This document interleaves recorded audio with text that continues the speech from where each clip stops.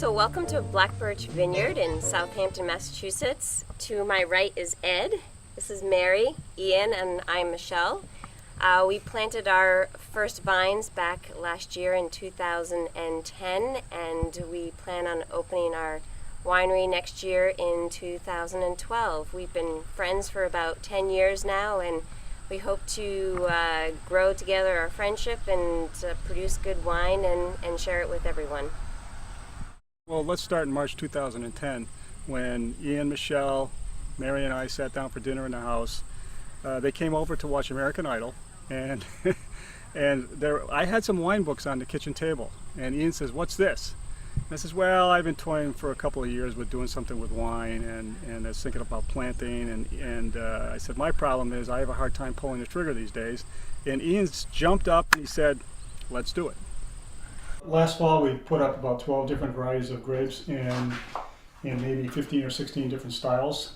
That's why you see so many of the different carboys and stainless containers, and we also have more in another room.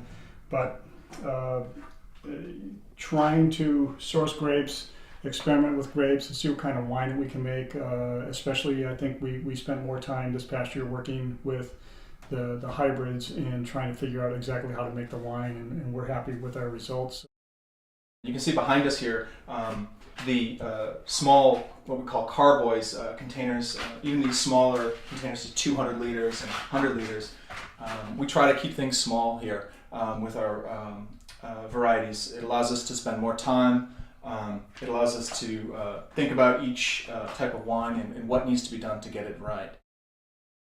This barn is what was a woodshed for the farm here, and it was a working farm up until probably the 1980s, maybe 90s, late 80s, I guess.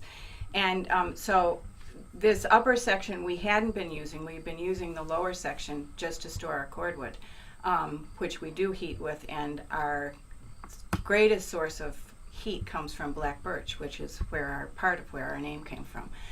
It's a post and beam construction that happened somewhere probably in the 1860s. The house is from 1860. And so most of the structure is original. We did put a new floor down, and we have an option to expand the tasting room a little bit wider if we need to in the future, and we hope that we do. Thanks for watching, and come visit us soon at Black Birch Vineyards in Southampton, Massachusetts.